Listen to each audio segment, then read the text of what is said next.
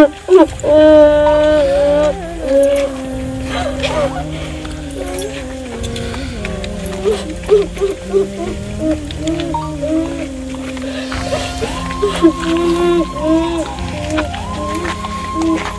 పిల్ల ఒక్కదారి కొడుకు పోయినాడు. ఇన్ని రోజులు పెట్టి దీన్ని అనుకున్నాం. ఇది కూడా ఇప్పుడు hello, welcome back Suman TV. చూడొచ్చు మీరు ప్రస్తుతం ఏదైతే కుక్క జిపిఎస్ కనెక్ట్ చేసిన తర్వాత ఒక 8 గంటల్లోనే ఇది జిపిఎస్ కనెక్ట్ చేసిన తర్వాత ఒక విచిత్రంగా మారిపోవడం జరిగింది కుక్క. అయితే దానికి సంబంధించి రాత్రి దాన్ని బంధించడం జరిగింది. ఈ రోజు మధ్యాహ్నం 2:30 గంటల ప్రాంతంలో ఒక మృత్యువాత పడడం కూడా మనం చూసాము.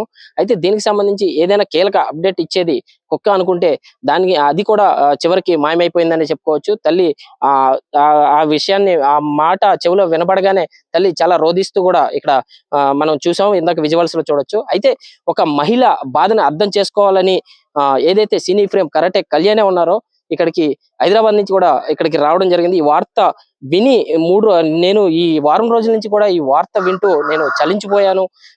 సాటి మహిళని అర్థం చేసుకోవాలి, మహిళ బాధ అర్థం చేసుకోవాలి అని కూడా ఇక్కడికి కరాటే కళ్యాణి రావడం జరిగింది. మేడం చెప్పండి, మీరు వారం రోజుల నుంచి ఈ న్యూస్ చూస్తున్నారని చెప్తున్నారు. ఈ రోజు ఇక్కడికి రావడం జరిగింది. ఈ వెతుక్కుంటూ ఈ తోట కూడా మనకి చెప్పచ్చు సుమారు హైదరాబాద్ కి 650 కిలోమీటర్ల దూరంలో ఈ తోట ఉంది. అయితే మీరు ఇక్కడికి రావాలని ఎలా అనిపించింది మీకు? అంటే 7 రోజులు 8 రోజులుగా చూస్తున్నానండి. నేను చూస్తూ ఇంకా నేను ఒక వేరే వర్కౌట్ ఉంది. ఆ వర్క్ కన్నా ముందు ఇది చూసుకొని అటు వెళ్దాంలే అని ఫస్ట్ వీళ్ళని చూడాలి, వీళ్ళని పరామర్శించాలని వచ్చాను. బట్ ఏంటంటే నాకు మెయిన్ వారం రోజుల నుంచి అందరిలాగే నేను ఉత్సుకతతో చూస్తున్నాను టీవీ.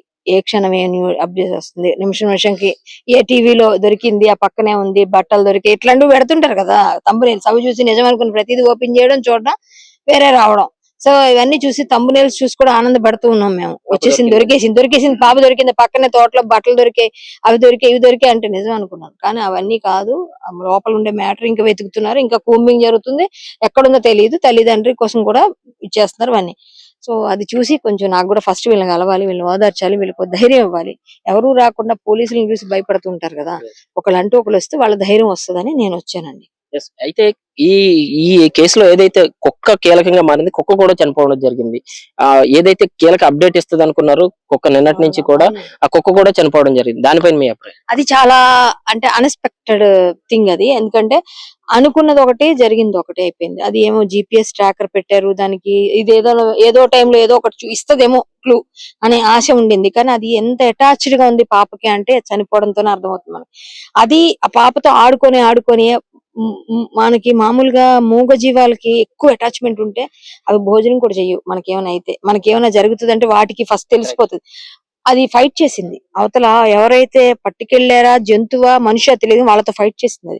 అది చేసి అలిసిపోయి ఇంకా వచ్చి అదేదో చెప్పడానికి ట్రై చేసింది, అవ్వలేదు. తర్వాత పోలీస్ వాళ్ళందరూ అంతా పట్టుకుని ఏదో పెట్టారు. మరి వెటర్నరీ డాక్టర్ ఉన్నారో లేదో తెలియదు. ఆయన ఇట్లా పట్టుకునేటప్పుడు చూసాను ఆ విజువల్ కూడా. దానివల్ల భయపడి ఆ భోజనం చేయకుండా 3-4 రోజులుగా తిండి లేక అన్ని కలిపి అది ప్రాణం వదిలేసింది. అది కూడా హోప్ వదిలేసింది. మేబీ మనకన్నా వాటికి తెలుస్తాయి.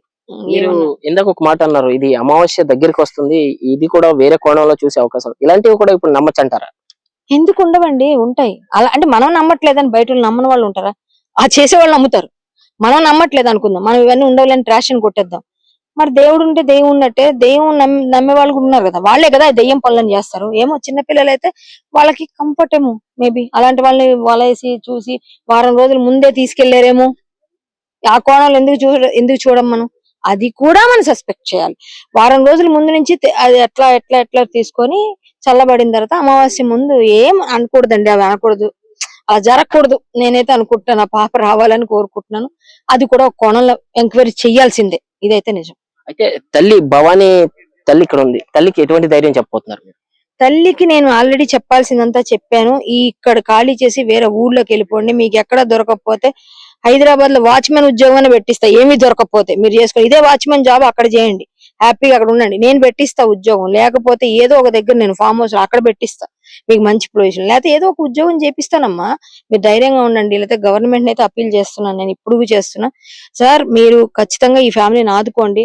వీళ్ళు ఎక్కడో దగ్గర బతకాలి అంటే ఇంత దూరం వచ్చి 12,000 రూపాయలకి పొలంలో, ఇలాంటి ప్లేస్ లో, ఇలాంటి అడవిలో ఉంటూ వాళ్ళ ఫ్యామిలీ అన్ని విధాలుగా అన్ని కోల్పోయారు ఇప్పుడు. సో వాళ్ళని ఆదుకోవాలి చంద్రబాబు నాయుడు గారు, పవన్ కళ్యాణ్ గారు దీనిపైన దృష్టి సారించాలని కోరుకుంటున్నాను. నేనైతే ఏ విధమైన సహాయం కావాలని ఎప్పుడు నేను ముందుంటానని మాత్రం తెలియజేస్తాను. అయితే దీనికి సంబంధించి కరెక్ట్ కళ్యాణ్ చెప్పిన మాటలైతే ప్రభుత్వం నుంచి కూడా నేను విజ్ఞప్తి చేస్తున్నాను. ప్రభుత్వానికి కూడా ఎటువంటి పరిస్థితుల్లోనైనా కుటుంబాన్ని కాపాడాలి, మీరు ఆదుకోవాలని కూడా కరెక్ట్ కళ్యాణ్ ఇక్కడ చెప్పడం జరిగింది.